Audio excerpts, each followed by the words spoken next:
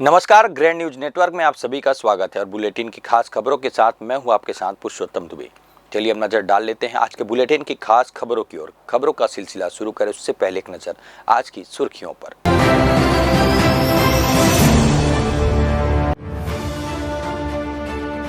बिलासपुर में फिर गहराया कोरोना का संकट, एक साथ मिले 10 मरीज, हाईकोर्ट का जज भी शामिल, सभी घरों में आइसोलेट। प्रेम और भाईचारे के साथ मनाया गया कुर्बानी का पर्व ईद उल अजहा। ईदगाह समेत तमाम मस्जिदों में पढ़ी गई विशेष नमाज। वनवासी विकास समिति का ग्रीष्मकालीन आवासीय प्रशिक्षण वर्ग संपन्न, प्रदेश भर में शामिल होते हैं छात्र छात्राएं।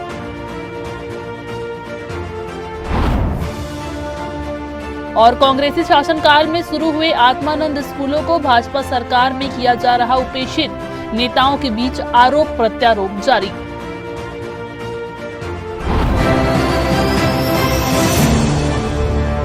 तो ये थी आज की सुर्खियां और खबरें विस्तार से। बिलासपुर शहर में एक बार फिर से कोरोना का खतरा मंडराने लगा है। शहर के विभिन्न इलाकों से कोविड के 10 नए मरीज सामने आए हैं, जिसमें स्वास्थ्य महकमे में हड़कंप मच गया है। संक्रमितों की पहचान गुलाब नगर, राजकिशोर नगर, हेमू नगर और नेहरू नगर क्षेत्रों से हुई। हैरानी की बात तो यह है कि संक्रमितों में छत्तीसगढ़ हाईकोर्ट के एक जस्टिस भी शामिल है।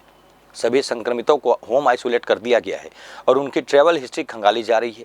प्रारंभिक जानकारी के अनुसार कुछ मरीज हाल ही में अन्य राज्यों और महानगरों की यात्रा कर लौटे थे। संक्रमितों में सामान्य लक्षण जैसे सर्दी, खांसी, कफ और बुखार पाया गया है, जिनको RT-PCR जांच में संक्रमण की पुष्टि हुई है। बढ़ते मामलों को गंभीरता से लेते हुए स्वास्थ्य विभाग ने शहरवासियों से कोविड गाइडलाइन का सख्ती से पालन करने की अपील की है।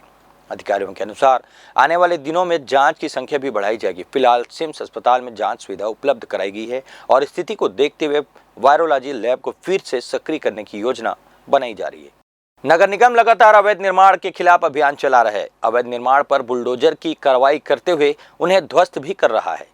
इसी कड़ी में निगम ने शनिवार को सकरी क्षेत्र में हुए अवैध निर्माण के खिलाफ बुलडोजर की कार्रवाई की है। आपको बता दें कि वार्ड क्रमांक 1 पिछले काफी समय से नगर निगम को अवैध निर्माण की शिकायत मिल रही थी, जिसके बाद इन्हें नोटिस जारी किया गया था, लेकिन अवैध निर्माणकर्ताओं द्वारा तय सीमा पर वैध प्रमाण पत्र पेश नहीं किया गया। इसके बाद नगर निगम के द्वारा शनिवार को यह कार्रवाई की गई।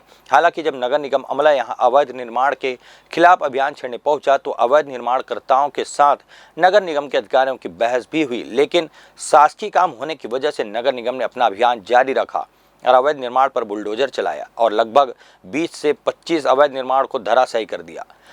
नगर निगम द्वारा पिछले कुछ महीनों से लगातार अवैध निर्माण को लेकर अभियान चलाते हुए लोगों को नियम के साथ निर्माण करने की समझाइश भी दी जा रही है।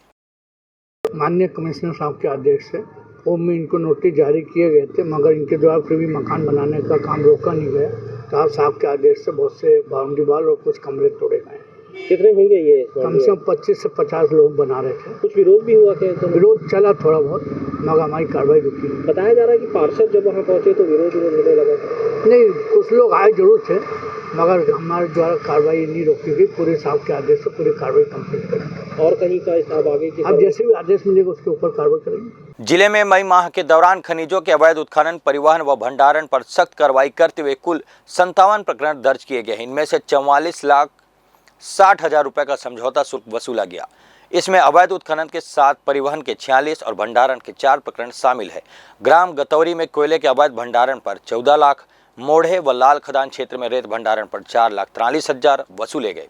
करिकाचार व अन्य क्षेत्रों में रेत उत्खनन से 7,38,000, मिट्टी के अवैध उत्खनन से 1,44,000 वसूले गए। अवैध परिवहन के 46 प्रकरणों में रेत, चूना, पत्थर और मिट्टी से 10,05,000 की वसूली की गई। कलेक्टर संजय अग्रवाल के निर्देश पर खनिज, राजस्व और पुलिस विभाग की संयुक्त कार्रवाई लगातार जारी है। चकरभाटा थाना क्षेत्र में रविवार सोमवार की दरमियानी रात एक दर्दनाक सड़क हादसे ने एक परिवार की खुशियां छीन ली। नशे में धुत इनोवा कार ड्राइवर ने गाड़ी से नियंत्रण खो दिया। हादसे में एक युवक की मौत हो गई, जबकि 2 अन्य गंभीर रूप से घायल हो गए। पुलिस अब इस मामले में गैर जमानती धाराओं में कार्रवाई करने की तैयारी कर रही है। बीते दिनों 3 युवक होटल में पार्टी कर देर रात लौट रहे थे, जो शराब के नशे में चूर थे। ड्राइवर आकाश चंदानी ने चलते वाहन का दरवाजा गुटखा थूकने के लिए खोला और वाहन का संतुलन बिगड़ गया।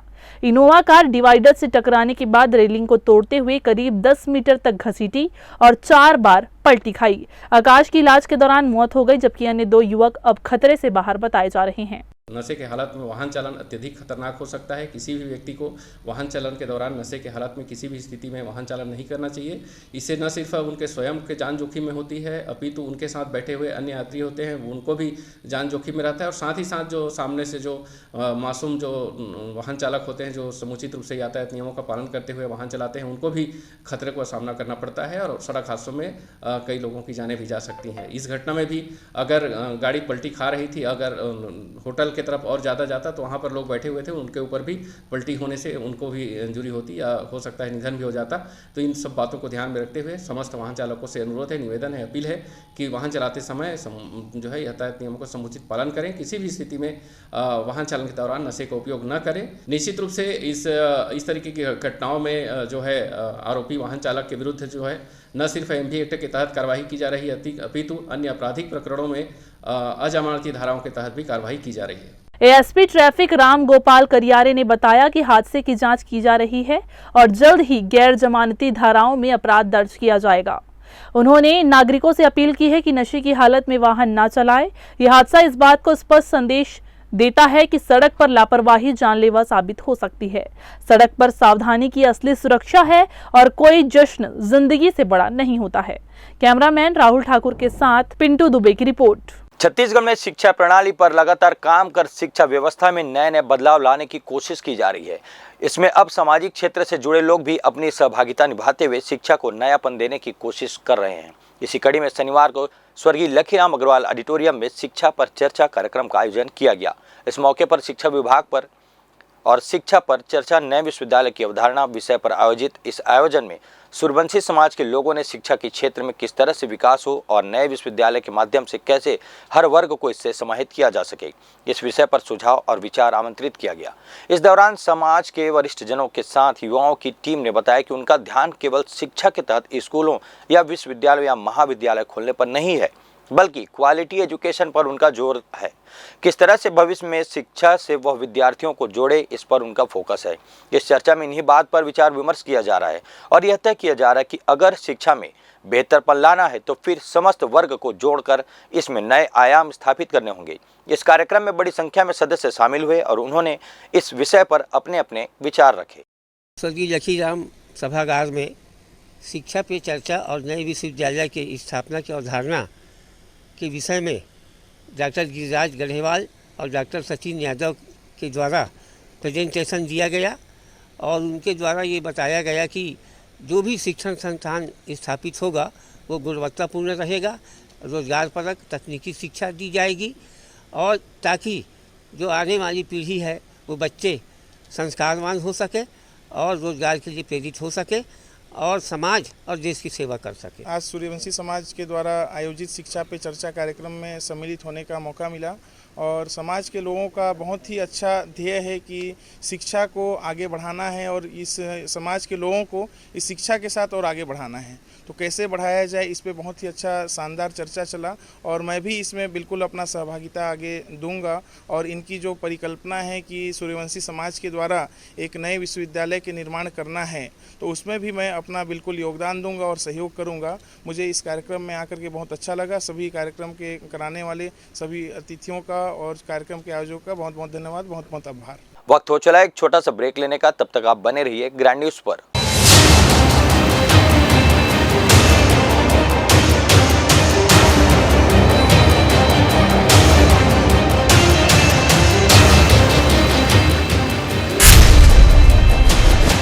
Dr. C.V. Raman University offers high-quality education to students, particularly those from difficult geographical areas of central India.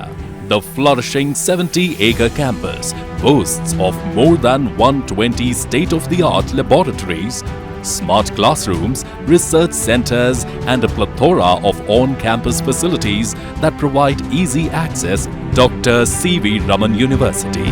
Be the change. Jaijaya private ITI NCVT से मान्यता प्राप्त एंड ISO सर्टिफाइड 10वीं पास विद्यार्थियों के लिए 2 year electrician course, COPA 1 year course, computer operating and programming assistant course, best classroom facility, admissions open. Jai Jaya private ITI, riverview colony, Koni, Bilaspur, Chhattisgarh. Break के बाद आप सभी का स्वागत है। इस्लामिक कैलेंडर के आखिरी महीने जिल हिजा की 10 तारीख को मनाया जाने वाला पवित्र पर्व ईद उल अजहा यानी बकरीद शनिवार को पूरे अकीदत और श्रद्धा के साथ मनाया गया है। सुबहानिया अंजुमन इस्लामिया की सूचना के अनुसार 28 मई को जिलहिज्जा का चांद नजर आया था, जिसके अनुसार 7 जून को बकरीद मनाई गई। शनिवार की सुबह बिलासपुर की ईदगाह में सुबह 7:30 बजे विशेष नमाज अदा की गई, जिसमें मुस्लिम समुदाय के हजारों लोग शामिल हुए। नमाज के अंत में देश दुनिया में अमन, चैन और भाईचारे की दुआ की गई। फिर सभी ने एक दूसरे को गले मिलकर ईद की बधाई दी। ईद उल अजहा की यह परंपरा हजरत इब्राहिम अलैहिस्सलाम और उनके बेटे हजरत इस्माइल अलैहिस्सलाम की अल्लाह के प्रति वफादारी और समर्पण की याद दिलाती है। कुरान के अनुसार हजरत इब्राहिम ने अल्लाह के हुक्म पर अपने बेटे की कुर्बानी देने का संकल्प लिया था, लेकिन अल्लाह ने एक जन्नती भेजकर इस्माइल की जगह उसकी कुर्बानी करवाई। आज ईदगाह में नमाज पढ़ने के बाद लोग अपने मरहूमों के कब्रिस्तान पर जाकर दुआ अर्जी लगाएंगे और अपने बुजुर्गों की दुआ लेंगे। उसके बाद अपने अपने घरों में जाकर जिनके यहाँ कुर्बानी होती है वो कुर्बानी करके गरीबों को तस्लीम किया जाएगा और उसके 3 हिस्से होते हैं।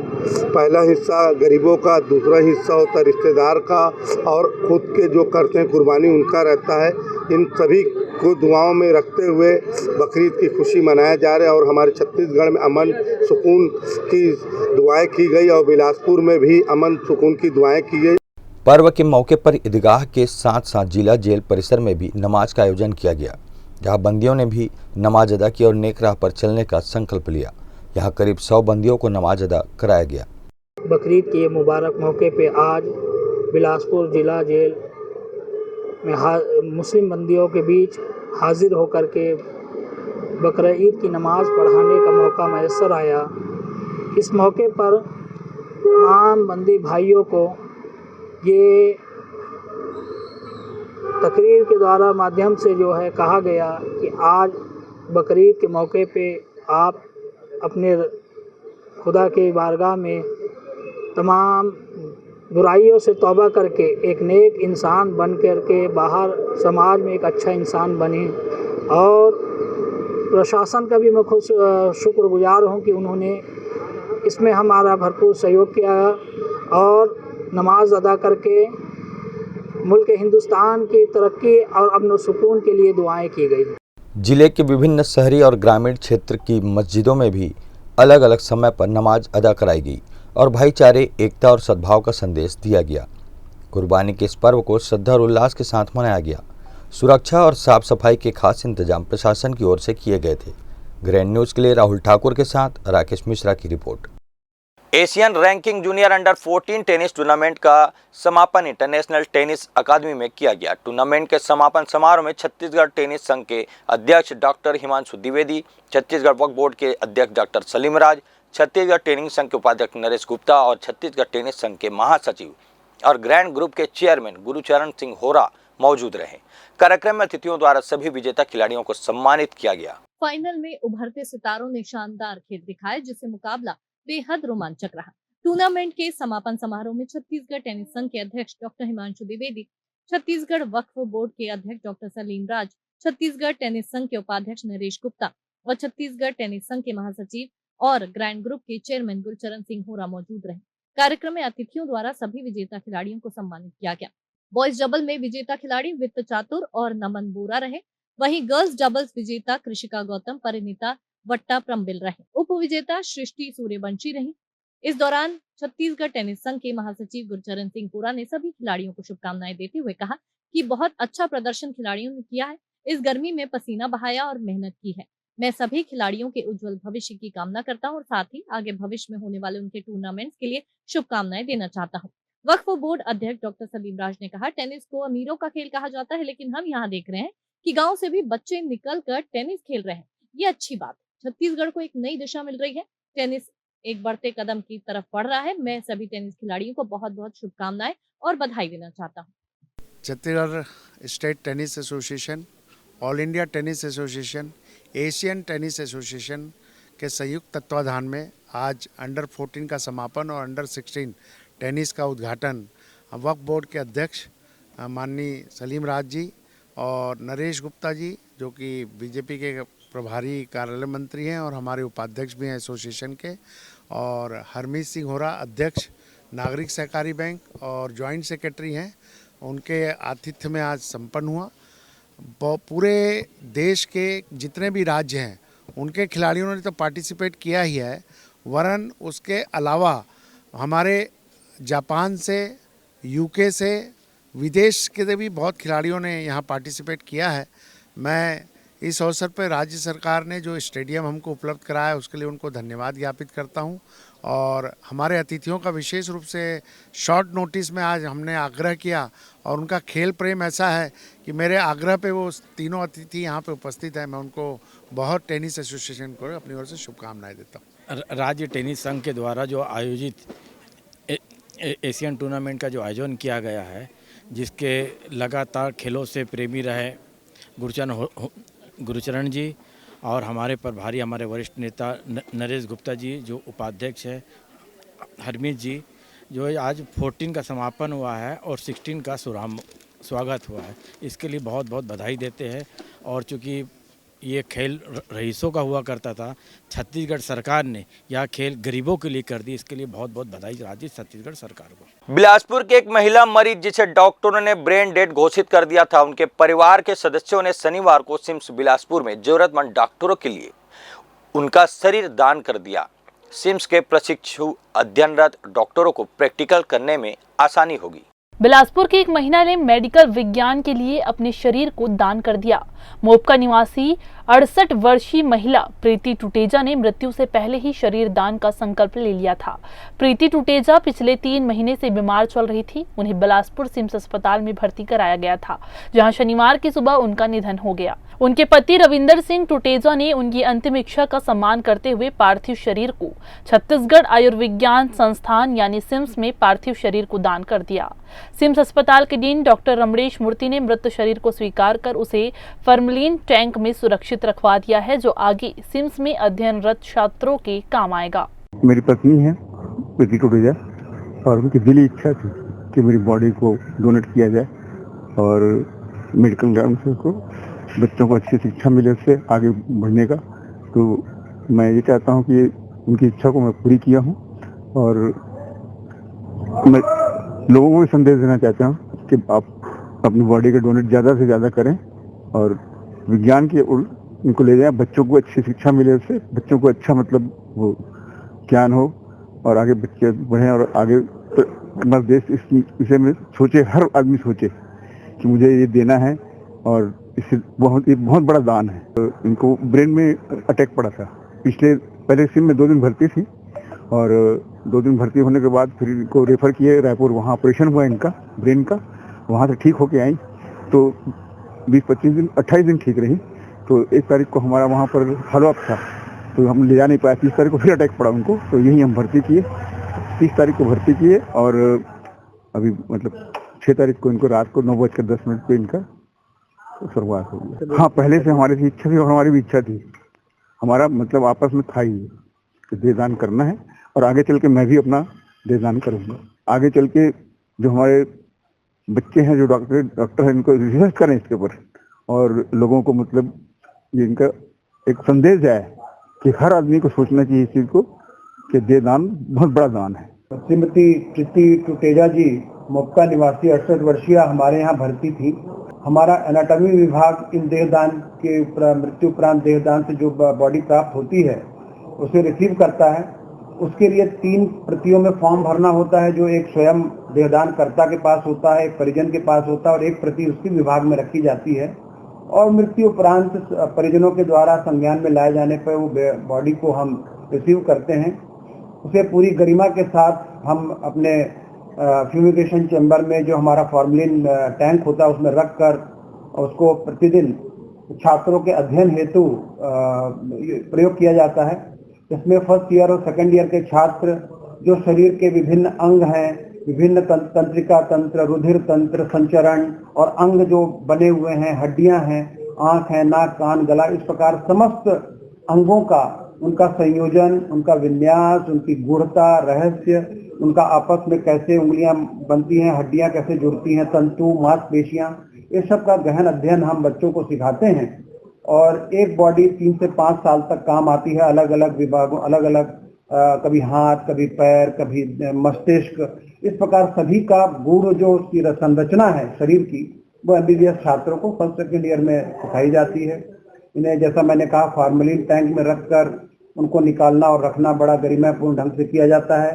फर्स्ट ईयर में बच्चों के आते ही हम उनसे 1 महीने के अंदर एक कैडेवरिक ओथ या कैडेवरिक शपथ करवाते हैं, जिसमें हम उनसे शपथ दिलवाते हैं कि वे इस बॉडी का, इस महादानी का जीवन भर आभारी रहेंगे, ऋणी रहेंगे कि उनने अपने बॉडी का उपयोग अपने ज्ञान की वृद्धि के लिए और मेडिकल चिकित्सा विधा की जो जटिल संरचनाएं हैं उसको समझने के लिए उनने अपने बॉडी को दिया, और वे देहदानी और उनके परिवार के जीवन भर ऋणी रहते हैं, ऐसा वो कैडेवरिक ओथ है। तो यह प्रकरण अभी आया है, माता जी प्रीति टुटेजा जी को अभी मॉर्चरी में रखा गया है, अभी 2 दिन शासकीय अवकाश हैं। उसके बाद आधिकारिक रूप से बॉडी को एनाटॉमी या शरीर संरचना विभाग के द्वारा हमारे मेडिकल कॉलेज में यहाँ पर रिसीव किया जाएगा, और उसके बाद फिर उनको बॉडी को फॉर्मेलिन और विभिन्न उसे जो जैसे जिसे बोलते हैं बचाने के लिए या प्रिजर्वेशन के लिए, संरक्षण संवर्धन, उस संरक्षण के लिए जो भी घोल उसमें डाले जाते हैं वो करके फिर उसे प्रतिदिन पढ़ाई में, अध्ययन में, यूज में लाया जा सकता है। दान किया गया शरीर वैज्ञानिकों को बीमारियों की जांच करने, रोग संबंधित स्थितियों का अध्ययन करने और लक्षित उपचार विकसित करने में सक्षम बनाते हैं। कैमरामैन अमर ध्रुव के साथ भारतेंदु कौशिक की रिपोर्ट। बिलासपुर में चक्रभाटा थाना क्षेत्र के पेंड्रेडी चौक के पास एक दर्दनाक सड़क हादसे में बाइक सवार युवक की मौत हो गई। युवक रायपुर से खरसिया की ओर जा रहा था, तभी पेंड्रेडी चौक के पास किसी अज्ञात वाहन ने उसे जबरदस्त टक्कर मार दी। टक्कर इतनी तेज थी कि युवक की मौके पर ही मौत हो गई। हादसे के बाद वाहन चालक फरार हो गया। सूचना मिलने पर पुलिस मौके पर पहुंची और शव को कब्जे में लेकर पोस्टमार्टम के लिए भेज दिया गया। फिलहाल पुलिस अज्ञात वाहन और उसके चालक की तलाश में जुट गई है। वक्त हो चला है फिर से एक छोटा सा ब्रेक लेने का, तब तक आप बने रहिए ग्रैंड न्यूज पर।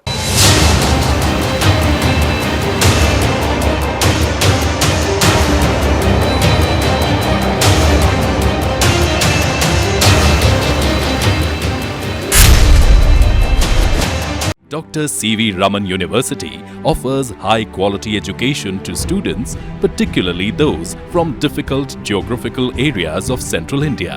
The flourishing 70-acre campus boasts of more than 120 state-of-the-art laboratories, smart classrooms, research centers, and a plethora of on-campus facilities that provide easy access. Dr. C.V. Raman University.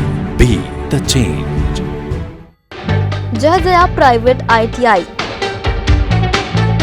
NCVT से मान्यता प्राप्त and ISO certified 10वीं पास विद्यार्थियों के लिए 2 year electrician course, COPA 1 year course, computer operating and programming assistant course, best classroom facility, admissions open. Jai Jaya private ITI, riverview colony, Koni, Bilaspur, Chhattisgarh. Break के बाद फिर से आप सभी का स्वागत है।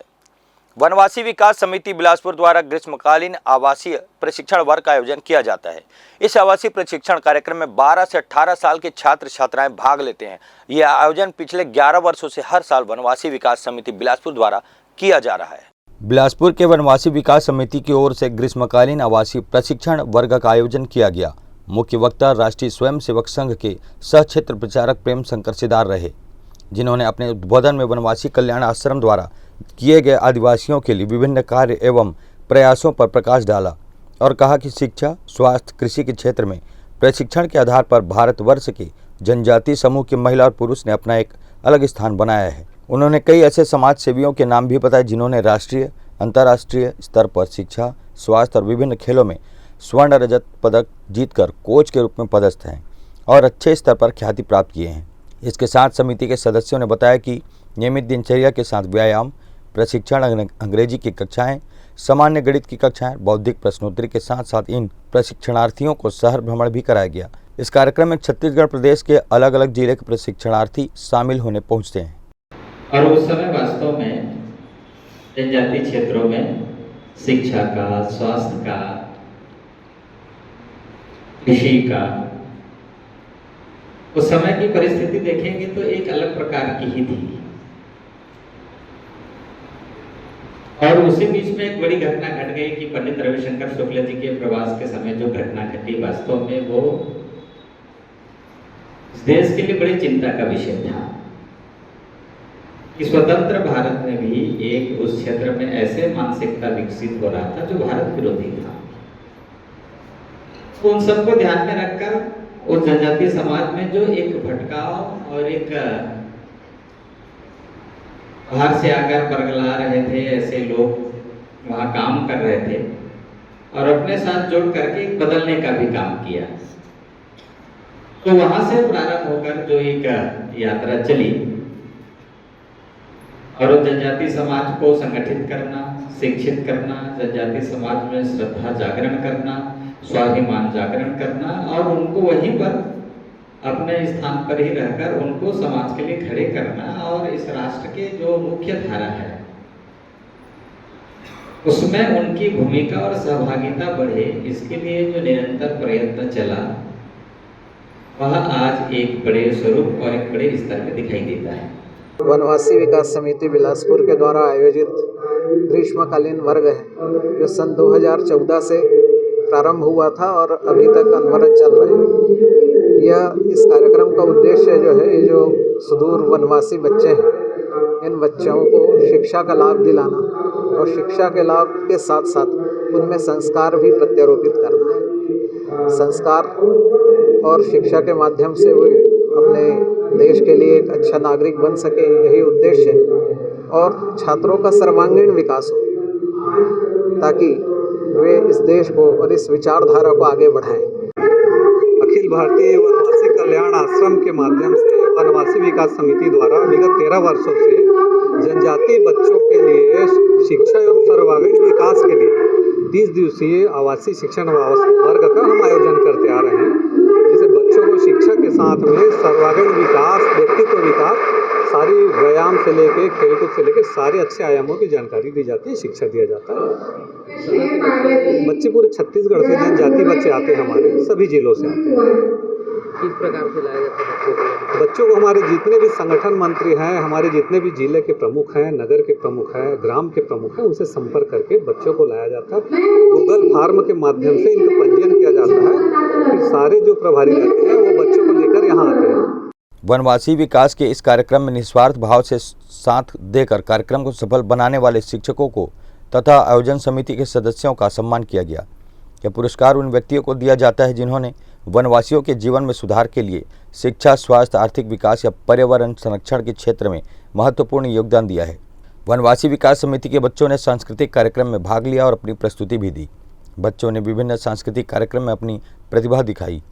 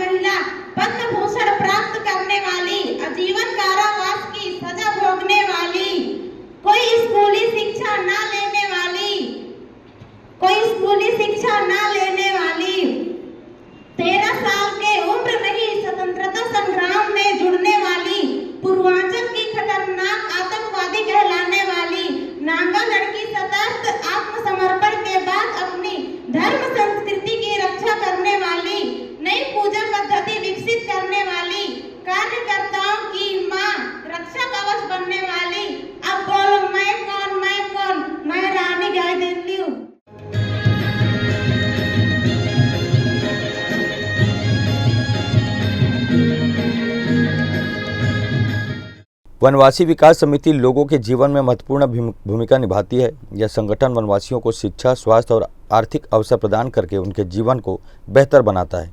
यह संगठन वनवासियों के सामाजिक विकास में महत्वपूर्ण भूमिका के साथ साथ उनके विकास के लिए लगातार काम भी कर रहा है। कैमरामैन राकेश मिश्रा के साथ भारतेंदु कौशिक की रिपोर्ट। प्रदेश में स्कूलों के युक्तियुक्तकरण की प्रक्रिया को लेकर शिक्षकों ने विरोध लगातार जारी है। शिक्षकों का आरोप है कि शिक्षा विभाग द्वारा जल्दबाजी में बनाई गई स्कूलों और अतीत से शिक्षकों की सूची में कई विसंगतियां हैं। सरकार भले ही इस प्रक्रिया को शिक्षक विहीन और एकल शिक्षक स्कूलों में सुधार के रूप में बता रही हो, लेकिन कर्मचारी ने इसे अपारदर्शी और पक्षपातीपूर्ण बताया है। ऐसा ही मामला बिलासपुर से आया है, जहां शिक्षिका लक्ष्मी राठौर और उसके पति रोते बिलखते अधिकारियों के पास पहुंचे, लेकिन मौके पर मौजूद अधिकारी ने उन्हें रोने और नौटंकी करने की बात कहते हुए भगा दिया। इस पूरे मामले को लेकर पीड़ित शिक्षिका और उसके पति ने मीडिया के माध्यम से शिकायत की है और बताया कि युक्तियुक्तकरण की वजह से उन्हें किस तरह की परेशानियां हो रही है। प्राथमिक शाला कर मैं नियुक्त हूँ, मेरे पति भदौरा में है और मैं दावा पत्ती करने भी गई थी ना, तो पावती भी नहीं दे रहे थे, दावा पत्ती भी नहीं ले रहे थे। मैं आ गई वापिस क्योंकि डायरेक्ट काउंसलिंग था। 3 तारीख को रात को 3:30 बजे निकला था आदेश। 4 तारीख को मैं आई थी, यहाँ काउंसलिंग हुआ। तो अब सब वहाँ पर बार बार अलर्ट किया जा रहा था कि सबका समस्या का समाधान होगा, है ना। तो बीच में कोई आर्गुमेंट नहीं चल रहा था। तो जो आज का स्थिति है उसको निपटाइए, कैसे भी करके काउंसलिंग को पूर्ण करना है वाला। तो बहुत सारे लोग भी बता रहे थे, कोई बीमारी वाला, कोई किसी बहुत गलतियाँ थी। 22 वाला है तो उसको 15 में भेज दिया, 15 को 22 में, है ना। तो मैं भी सोची कि मेरा भी समस्या का समाधान हो जाएगा। तो मैं वहाँ बोलने लगी कि मेरा तो नंबर आ गया था, तो मैं बोली कि मुझे बस रूट में कहीं पर भी दे दो, मैं जाने के लिए तैयार हूँ। मेरी 2.5-3 साल की बच्ची है, लेके जाती हूँ स्कूल, और एक बड़ी बेटी है तो उसको भी स्कूल जाना पड़ता है। तो ये भी असहमत लिए कि हमारे समस्या का समाधान करके भेजेंगे करके हम लोग असहमत लिए। फिर लास्ट को 10:30-11 बजे रात तक मैं अकेली लेडीज वहाँ रुकी थी, एक और मैडम वो रुकी थी, बाकी पूरे जेंट्स थे। और ये आदेश दिया गया कि मुझे गोबरी दिया गया। सर आप पता कीजिएगा कहाँ है गोबरी। और ये दिया गया नवीन भाटापारा लोअर से, जिसमें ज्यादा हम लोग को बहुत मुश्किल हो रहा है। हमारे जीवन यापन में इतना दुविधा, हमारे जीवन बिखर गया है।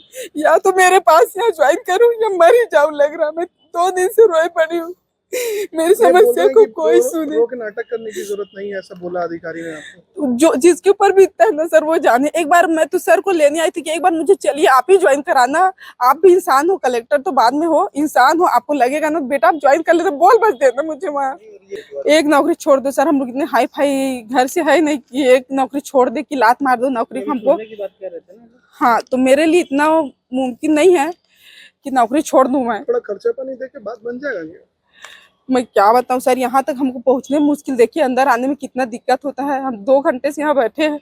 मैं आज पूरे स्कूल से घूम के आई हूँ, देखो ना मेरे मोबाइल में फोटो खींच के लाई। उस स्कूल में गई थी, ताला बंद था। मैं तो क्या बताऊँ वहाँ जाने में। मैं नहीं चाहती मुझे स्पेशल स्कूल दे, लेकिन ऐसा दे कि मेरे जीवन यापन मेरे पति के साथ हो। 10 किलोमीटर मुझे दूर, 15 किलोमीटर मुझे छोड़ेंगे। सबसे पहले मैं बस से सफर करूंगी लोहरसी, आप खुद सर्च करके देख लीजिए, जाके देख लेना। 45 से 50 किलोमीटर मैं बस से सफर करूंगी, फिर 15 किलोमीटर उल्टा और ये उल्टा, दोनों विपरीत दिशा में है।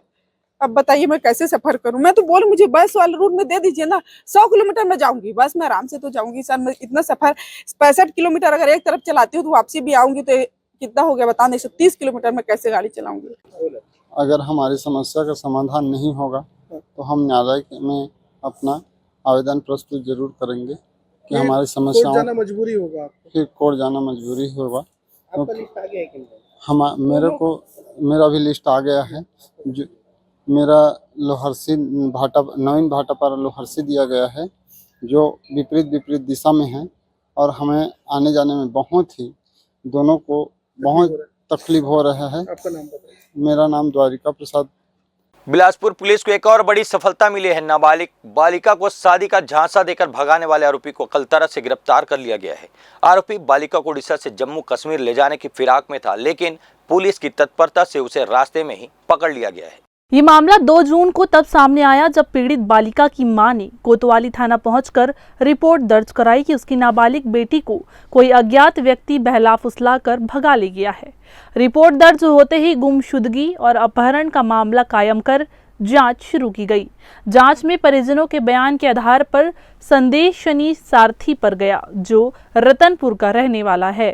प्रार्थिया द्वारा थाना सिटी कोतवाली में रिपोर्ट दर्ज कराई गई थी कि उसकी नाबालिग लड़की को कोई अज्ञात व्यक्ति बलात्कार ला कर ले गया है। प्रार्थिया की रिपोर्ट पर थाना सिटी कोतवाली में अपराध क्रमांक 290/25 धारा 137(2) BNS के तहत अपराध पंजीबद्ध किया गया था और अपहृता और अपहरण करने वाले आरोपी की लगातार पतासाजी की जा रही थी।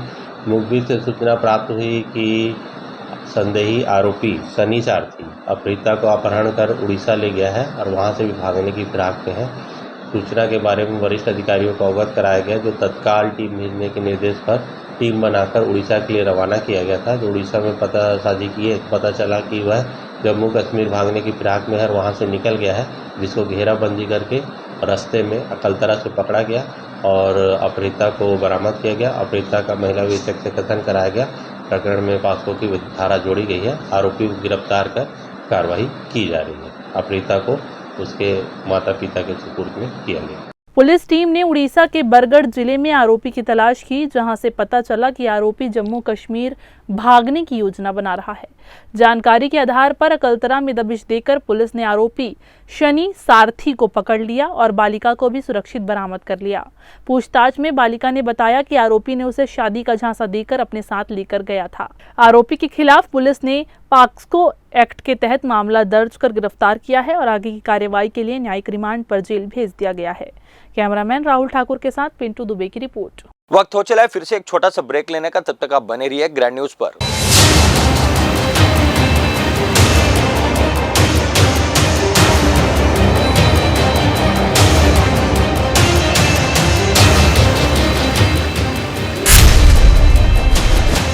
Dr. C.V. Raman University offers high-quality education to students, particularly those from difficult geographical areas of Central India. The flourishing 70-acre campus boasts of more than 120 state-of-the-art laboratories, smart classrooms, research centers, and a plethora of on-campus facilities that provide easy access. Dr. C.V. Raman University. Be the change. जय Jaya private ITI NCVT से मान्यता प्राप्त and ISO certified 10वीं पास विद्यार्थियों के लिए 2 year electrician course, COPA 1 year course, computer operating and programming assistant course, best classroom facility, admissions open. Jai Jaya private ITI, riverview colony, Koni, Bilaspur, Chhattisgarh. Break के बाद फिर से आप सभी का स्वागत है। स्वामी आत्मानंद अंग्रेजी माध्यम स्कूल की स्थापना कांग्रेस शासनकाल में हर वर्ग के विद्यार्थियों को गुणवत्तापूर्ण अंग्रेजी शिक्षा देने के उद्देश्य से की गई थी। प्रारंभ में इन स्कूलों को जबरदस्त सफलता मिली और सभी वर्ग के छात्रों ने प्रवेश लिया, लेकिन वर्तमान में स्कूलों की हालत बिगड़ती जा रही है। अतिरिक्त फंड की कमी और बुनियादी सुविधाओं की बदहाली के चलते अब अभिभावक बच्चों को इन स्कूलों से निकालने लगे हैं। इस मुद्दे को लेकर सियासत और भी तेज हो गई है।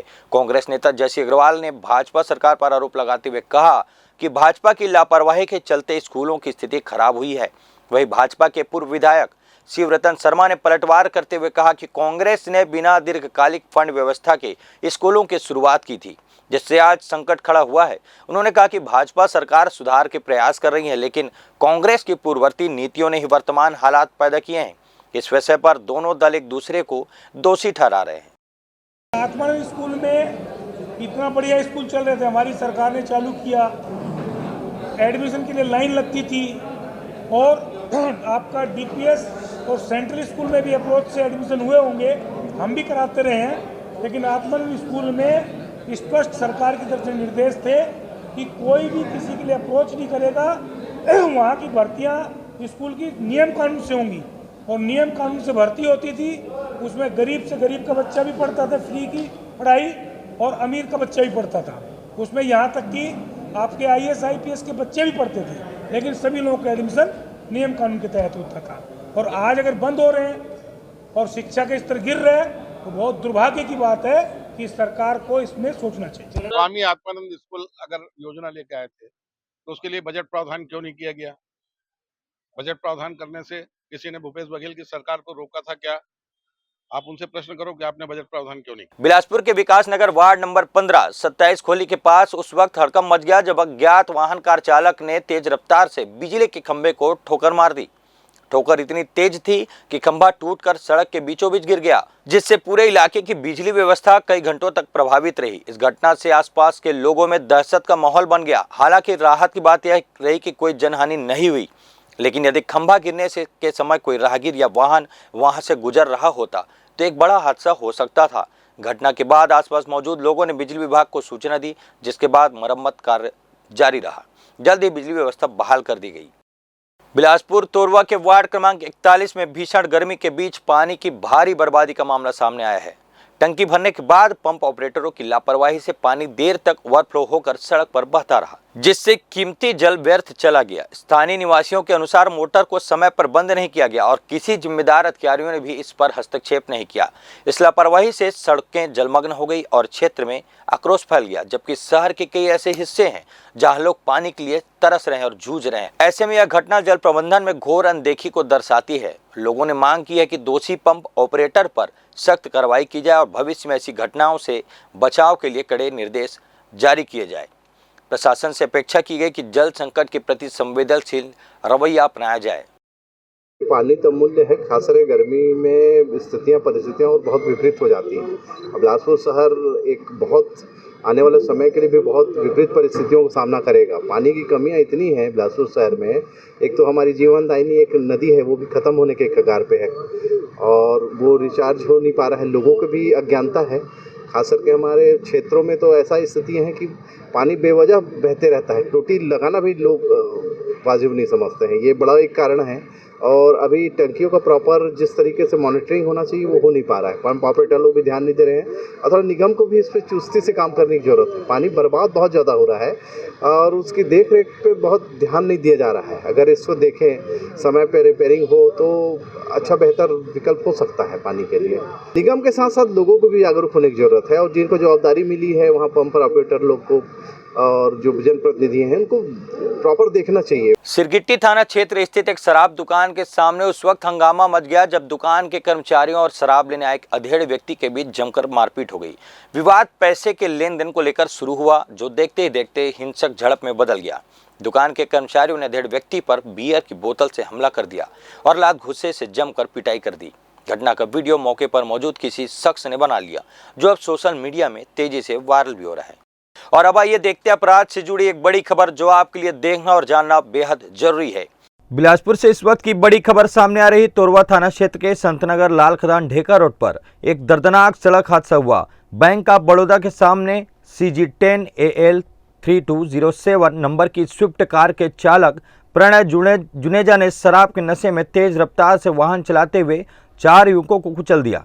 हादसे में एक युवक की मौके पर ही मौत हो गई, जबकि 3 अन्य गंभीर रूप से घायल हो गए। घायलों को तत्काल सिम्स अस्पताल में भर्ती कराया गया है, जहां उनका इलाज जारी है। महमन ढेका मुख्य मार्ग में संतन नगर के पास एक स्विफ्ट वाहन है CG10 AL 3207 का चालक ने तेजी लापरवाही पूर्वक गाड़ी चलाकर वहां चल रहे पैदल लोगों को ठोकर मारी थी, जिसमें 2 लोग घायल हुए हैं जिनका लाइफ केयर में इलाज चल रहा है और एक सिम्स में ले जाया गया जहां डॉक्टर द्वारा उसे मृत घोषित किया गया है। इसमें प्रणय जुनेजा वाहन चला रहा था जिसे पुलिस ने पकड़ा है और वो शराब पिया हुआ था, जिसका मुलाहजा कराया गया है, जिसमें वाहन चालक के विरुद्ध गैर इरादतन हत्या का अपराध दर्ज कर 185 MB एक्ट की कार्रवाई की जा रही है और लाइसेंस निरस्तीकरण की कार्रवाई भी की जाएगी। सर, उसमें महिला भी थी बताया जा रहा है। हाँ जी, ये भी पता चला है कि कोई महिला थी, उस महिला का भी पता कर रहे हैं, उसके विरुद्ध भी कार्रवाई की जाएगी। वहीं इस पूरे घटना का CCTV फुटेज भी सामने आया है, जिसमें साफ दिखाई दे रहा है कि कार की रफ्तार बहुत तेज थी और चालक ने वाहन पर से नियंत्रण खो दिया। तेज रफ्तार कार ने युवक को ठोकर मार दी और युवक हवा में उछलता हुआ दूर जा गिरा, जो CCTV फुटेज में साफ दिखाई दे रहा है। टक्कर के बाद आसपास अफरा तफरी मच गई। मौके पर तोरवा पुलिस पहुंची और कार को जब्त कर लिया गया। वाहन से शराब की बोतल भी बरामद की गई, जिसमें पुष्टि होती है कि चालक नशे की हालत में था। पुलिस ने आरोपी प्रणय जुनेजा के खिलाफ गैर इरादतन हत्या की धारा तथा मोटर व्हीकल एक्ट के तहत मामला दर्ज कर उसे गिरफ्तार कर लिया है। कैमरामैन राहुल ठाकुर के साथ पिंटू दुबे की रिपोर्ट। आज के इस बुलेटिन में बस इतना ही। अगले बुलेटिन में फिर होगी आपसे मुलाकात। तब तक के लिए मुझे और मेरी पूरी टीम को दीजिए इजाजत। नमस्कार।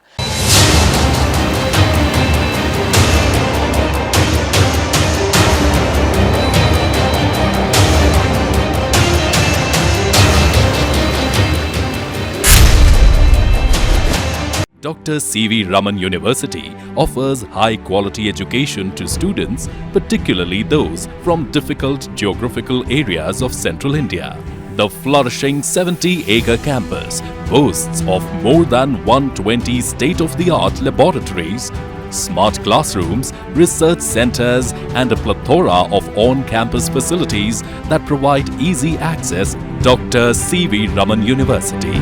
Be the change. Jaya private ITI NCVT से मान्यता प्राप्त एंड ISO सर्टिफाइड 10वीं पास विद्यार्थियों के लिए 2 year electrician course, COPA 1 year course, computer operating and programming assistant course, best classroom facility, admissions open. Jaya private ITI, riverview colony, Koni, Bilaspur, Chhattisgarh.